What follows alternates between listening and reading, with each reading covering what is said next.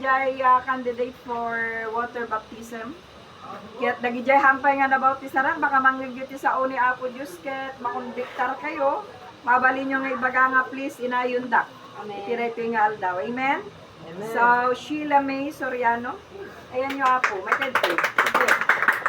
So, Zendrick Gaston.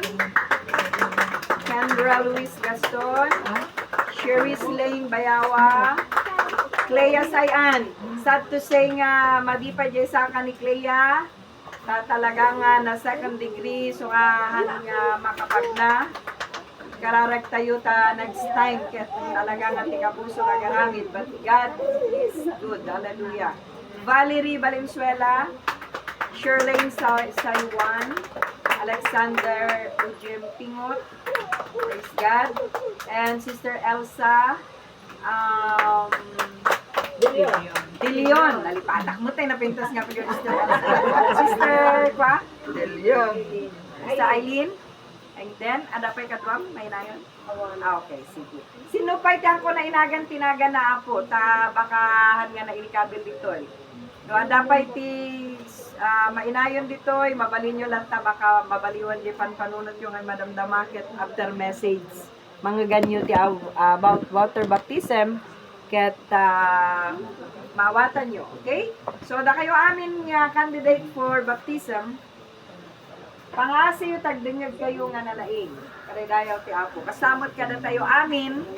Itiday ko nga bigat. Ang kararag tayo Apo, agyaman kami itiday ko nga daw. May daydayaw kay tibiyag. Saktong galmay sa kata kami.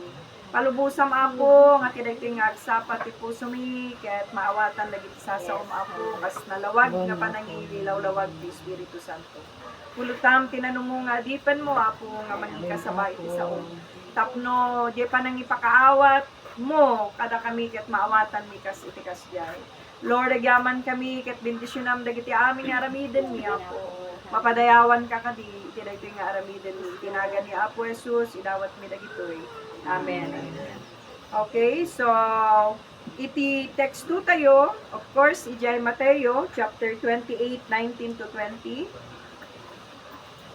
Itema tayo tiday nga bigat, tayaten nga kakabsat is about the importance of water baptism. Yeah? Amuyo kakabsat, napakahalaga po ng bautismo sa tubig. Hindi natin ginagawa ito para tayo maligtas at alam na alam natin hindi po ito ang kaligtasan. Okay po ba? Pero makinig kayo mga kapatid. Dahil ito po ay ipapaliwanag sa atin bakit natin ginagawa ito. Okay, sa Matthew 28:19 to 20, let us read, mga kapatid. Sabi niya, therefore, okay, go, mapan kayo kunana, and make disciples of all nations, baptizing them in the name of the Father, and of the Son, and of the Holy Ghost.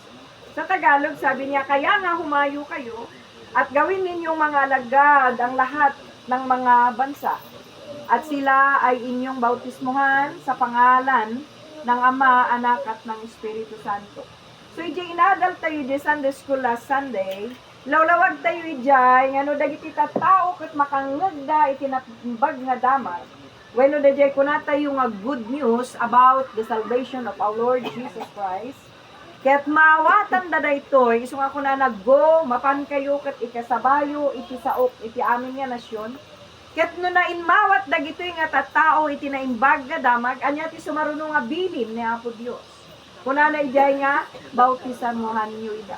Bautismuhan niyo ida. Bautisaran niyo ida itinagan ti Ama, Anak, ken ti Espiritu Santo.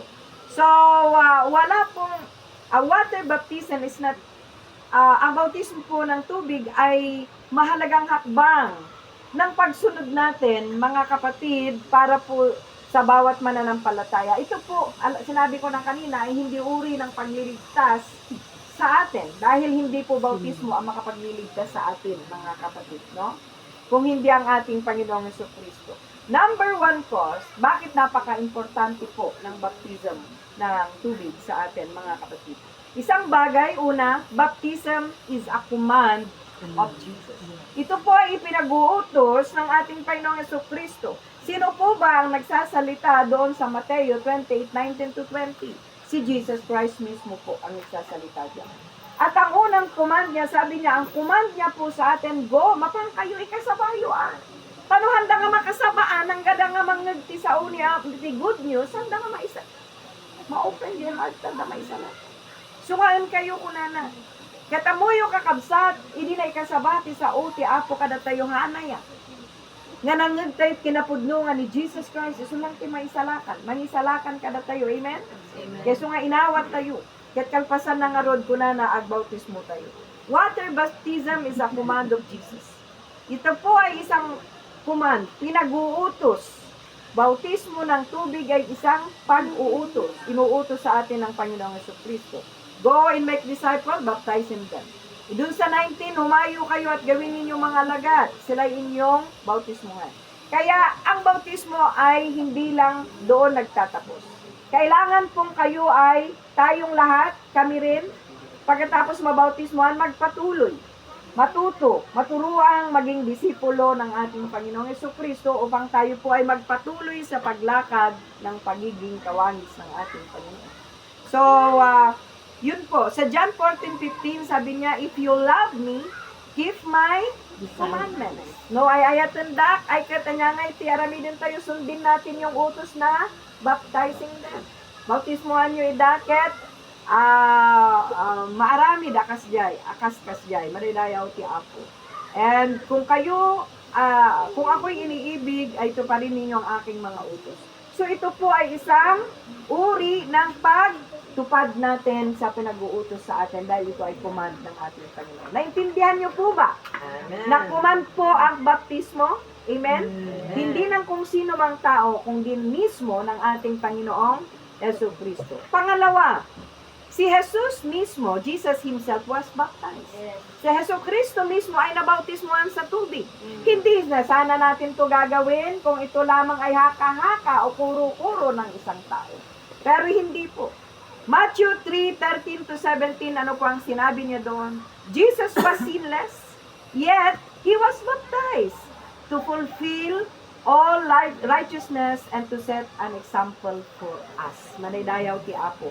Walang kasalanan si Jesus, ngunit siya ay nabautismuhan upang tuparin ang lahat ng katwiran at magbigay ng isang magandang halimbawa sa ating lahat. Manaydayaw iti Apo. Amen po ba? Amen. Okay, 1 Peter, sabi niya doon, 2:21, Christ suffered.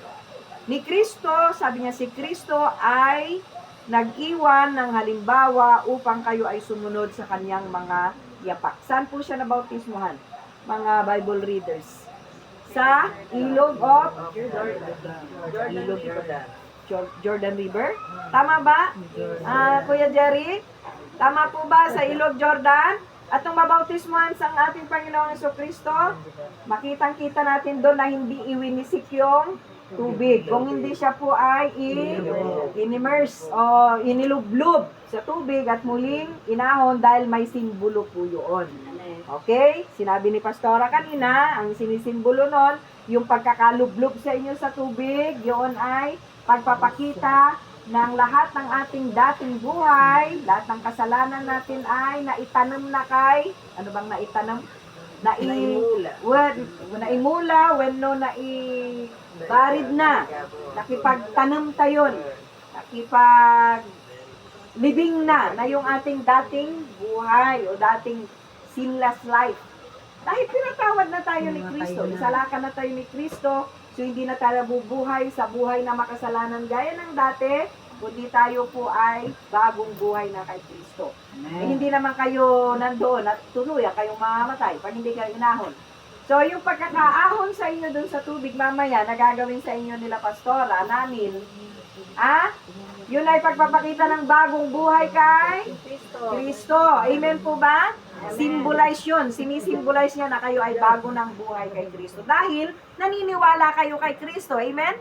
Hindi nyo ito gagawin kung hindi kayo naniniwala sa Kanya. Pero dahil naniwala kayo, humingi kayo ng kapatawaran dahil kailangan nyo ng Savior, ng salvation, patatawarin niya kayo, tanggapin nyo siya bilang siya yung ipamuhay ninyo sa puso nyo hanggang sa huling-huling hininga ng inyong buhay, and then you will be saved. Madaydayaw ti Apo. Amen? Okay, so, hindi ito magliligtas sa inyo kung hindi ito pa nagpapakita ng pagsisimbolo Hallelujah, ng kamatayan at muling pagkabuhay ni Kristo sa ating buhay na tumanggap sa Kanya. At si Yesu Kristo mismo ay ginawa niya ito sa Kanyang sarili. Amen? Pangatlo, water baptism symbolizes our new life in Christ. Ayan. Inunahan ko na ng explanation yun. Nasabi ko na sa ating lahat. Ang bautismo ay sumasagisag ng bagong buhay kay Kristo. Kaya nyo bang ideklara sa lahat ng mga tao na kayo ay bago ng nilalang? Amen? Na tinanggap nyo na siya bilang Savior nyo and King of your life. Hallelujah. Hallelujah. Amen. May pagmamalaki ba natin na sa Kristo ang nabubuhay na sa ating bagong buhay? Amen po ba? Okay. So, Romans 6:3-4, sabi niya, ang paglubog sa tubig ay sumasagigsag sa pag-ibig ng ating paglilibing ng ating lumang buhay sa kasalanan at ang pag-ahon naman ay sumasagisag sa bagong buhay kay Kristo. Sinabi ko na po yun kanina. Okay po, basahin niyo po yan sa Romans 6:3-4. And then dagdag pa, 2 Corinthians 5:17, if anyone is in Christ, he is a new creation. Ang sino mang na kay Kristo na, Sister Eileen, ikaw ay na kay Kristo na, ikaw ay bago ng nilalang kay Kristo. Barbarukan nga biyag kini Kristo. Dahil dati nga, managbasol tayo nga biyagan, akit, awanin. Mabatin to dyan danuman nga maitanim. Amen? Ana kayat na nga sawa na automatic nga nagbalin kayo nga transport? Nga hang kayo nga agbasbasol? Adalat na pagkurangan tayo, adalat ta iti makatulaw kada tayo, makarugit.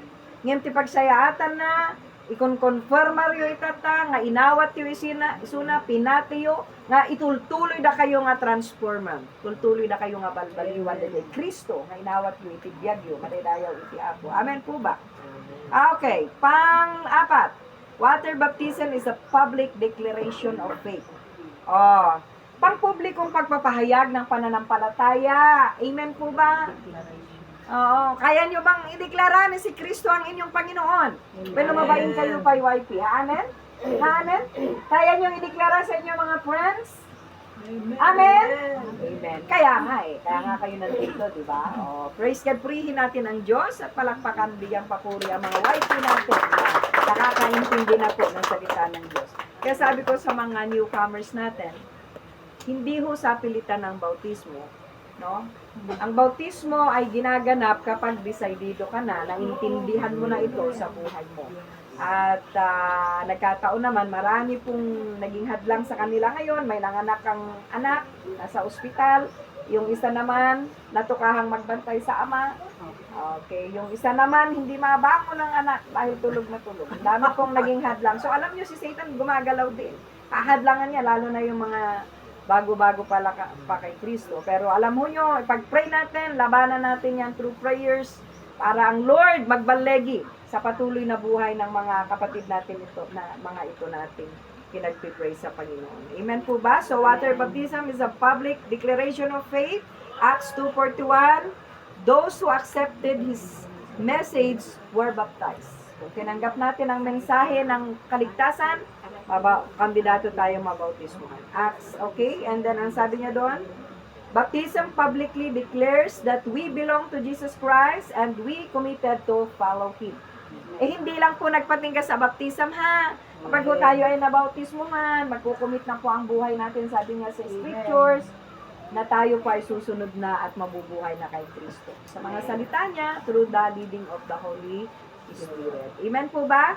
Ang sarap pong mabuhay, mga kapatid, na ang kasama mo ang Diyos, yung naka-lead ka sa will ni Lord, sa leading ng Espiritu ng Diyos. Dahil kapag may problema ka, wala ka na ibang tatakbuhan, kundi ang Diyos lang. Maaring makatakbo ka, makasagip ka ng mga kaibigan mo, pero may pagpatinggaan yun. Pero pag sa Diyos, unlimited siya, magbibigay ng favor sa bawat isa sa atin. Amen po ba? Hallelujah. So, ano pa po? Panglima, who should be baptized? Sino po ang dapat mabautismuhan? Makinig kayo mga anak. Number 1 is those who repent. Hello? Ayaw ko mag-baptize nang hindi pa talagang desididong nag-repent ang isang tao.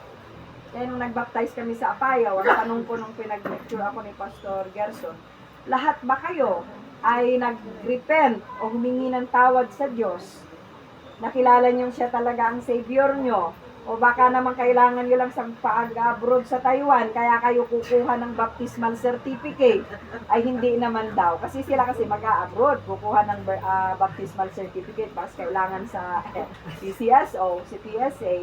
So sabi ko, kayo ba talaga ay nag-accept sa ating Panginoong Yesus at sila naman po ay tumalimang oo. So sabi ni Pastor, confirmation Pastor, pag-aksipo manan, ay katuhan mayat kayo nga accept manen ko na win ko na dapat. So nga, that time, praise God, tatanungin ko kayo ulit, ni-receive nyo ba si Jesus?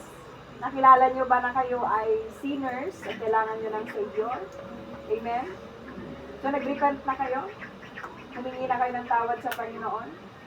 Amen. Praise God. Yun po ang una dapat na maramdaman natin. Nung bago po ako mananampalatayang tumanggap kay Kristo, gusto ko po ay ilublob ako nila Pastora Leti sa tubig agad. Gusto ko nang mabautismuhan. Ewan ko ba't ganun ang pakiramdam ko, parang gusto ko nang mabautismuhan na makonfirm na talagang tinanggap ko siya. Para lang talagang maramdaman ko na masiyahan yung pagtanggap ko that time. Gusto ko ilublob na ako sa drum. Sabi nila, abay hindi pwede Pastora. Sa tubig na dapat ilublob, hindi sa drum. Kaya naghintay pa ako ng isang araw at nung pumunta kami na sa Bible School, June 30, 1990, doon na ho nila ako inilublob sa tubig. Grabe yung pagka-agresibo ng pagtanggap ko noon. Ganun pala pag talaga nag-confess ka ng totoo sa puso. Kaya dapat ang pag-confess natin totoo talaga. Amen po ba? Amen? Okay, so those who repent, talagang ayaw mo nang balikan yung buhay makasalanan, ha? Amen po ba? Magpapatuloy na sa righteousness ng ating Panginoon. Number 2, those who believe. Are you? Naniniwala po ba tayo? Amen. Okay. Dito po, naniniwala tayo? Amen. Amen. Amen. So, yung mga taong may pananampalataya at sumasampalataya. Mark 16:16, sabi niya, whoever believes and is baptized will be saved. Oh, ano yung alalaan na ito yung ano masahapon ka? Baptism, wag na may salangan ka. Example na lang dito yung dadjay pa ng bautism na kinapo. So, ang sumasampalataya ay mababautismuhan, ay maliligtas. So, nga di na ka nga mabalin nga maikat jay, baptism. Kunada yan, mahaan nga kasi ko na dadjay. Okay? Those who have accepted Jesus Christ, and then next, Acts 8:36-38. Amo yun dyan, Utopian. Nga Inok. Una na. Umuna, namati iso na. Iso nga, first, you must believe first. Amen. Masapol, mamati ka pa. Kasabay nga na panday dyan, ilog, nga binautismuhan. Hanga na una ti baptism, before dyan believing. So nga, awa na din, winisikan ta ka ng Pastora Letting, kaskas jay dalang edi sanggol ka pa, ako pa naawatan da jay, faith nga mamati.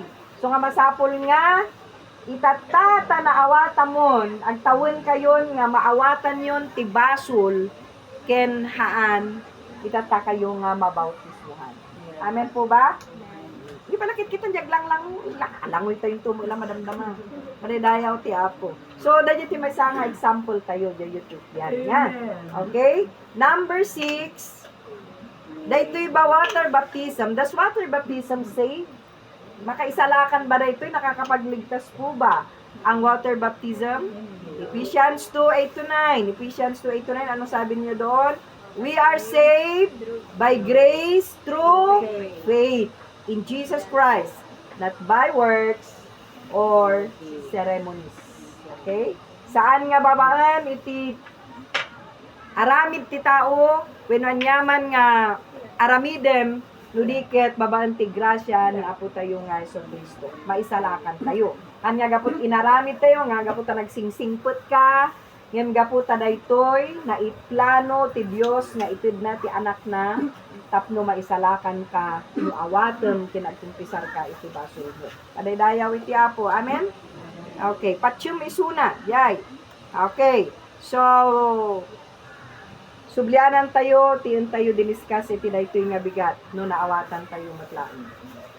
Ti water baptism, ket iso may sanga, number 1. Hello! Number 1, iso daytoy ket, command ni Apo Dios. Okay. May kadwa, sama nagdingag ni Sheila, nga makandidato for baptism. Number 2, ket,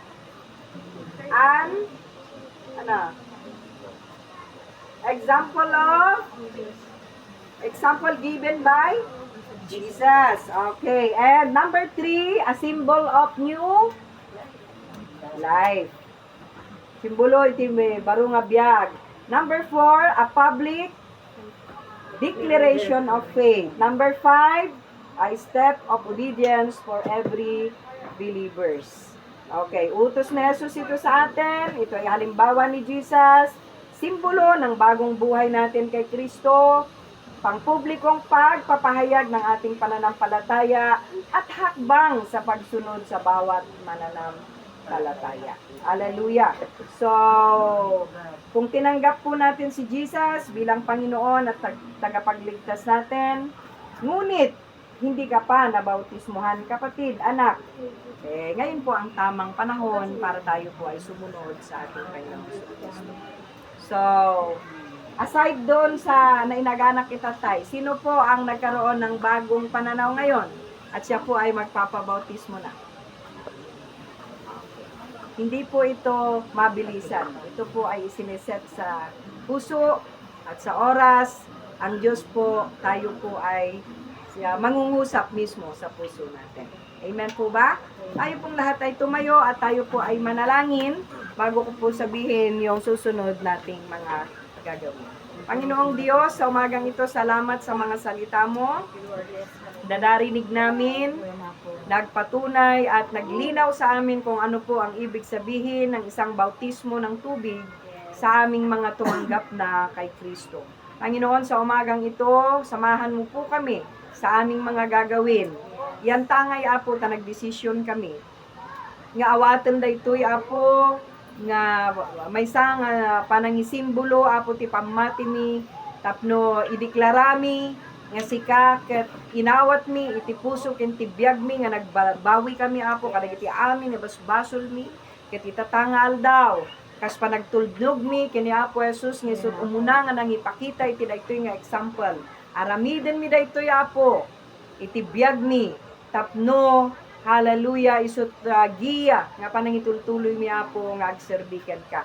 Hallelujah. Saan min nga panunutan, di dati nga kinatao mi, tada ito'y kat mairaraban, iti danom nga maitanam, ngayon panunutan min ti baro, abiyag, kini Kristo, nga iso nga isursurum kada kami, itinaldaw-aldaw, nga sasaom. Itibiyag sa tunggal may sa katakan. Bindisyon nga rod, dagitoy ambong aramiden mi iti nga agsapa. Bindisyon mo dagitoy nga candidates for water baptism padagan. Sika Apo iti manguna sa bawat isa sa kanila, Panginoon. And Lord God, agyaman kami, ket idawat mi dagitoy kinaga ni Apo Jesus. Amen. Kadagiti amin nga candidates for water baptism. Mabalin nga dito kayo. Na kayo amin nga umawat. Amin sanpay kaya kayo nga i-lead for acceptance before nga mapantayo. Kasi matlaang procedure tayo nga mapantayo. Dano, maglilila kayo amin nga candidates for water baptism.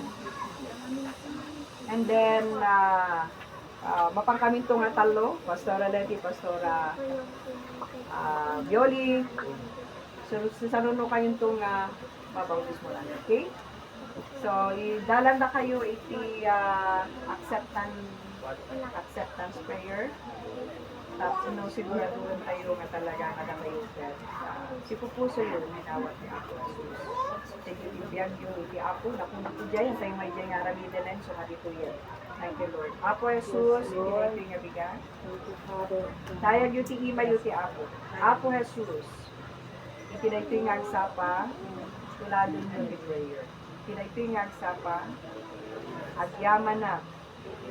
Iti pa ka nakangag ko, kadagiti sa uwi. Kastamat, kasi pupuso nga maminsan pa'y awaten da ka Apo Jesus kas manubot ken mangisala ka panayag ko kinaitingan daw dayta nga pamati nga ni Kristo natay gapo kanya ket nagungar gapo kanya tapno maadaanak itibiyag nagnanayos ket nulumteng ti aldaw nga sumango kami ken ka makitam to itinagan mi nagan ko iti libro itibiyag yamanak iti nga aldaw yawat ko ken ka iti baro a biyag ko itinagan ni Apo Jesus. Amen. Okay, so, saan tayo na rin sa candidate ko about the baptism.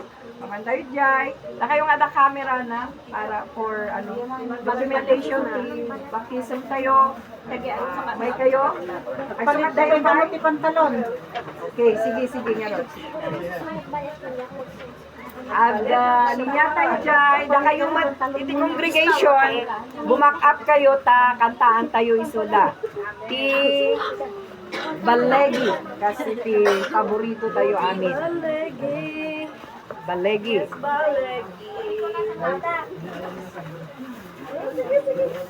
Yan lang yung babawa. Balegi. Sige,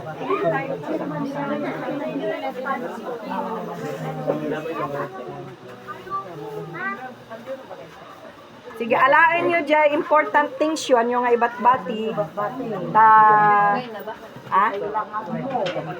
Ay, sige nga ron. Pastora Bioli, sa'yo yata ito, Pastora.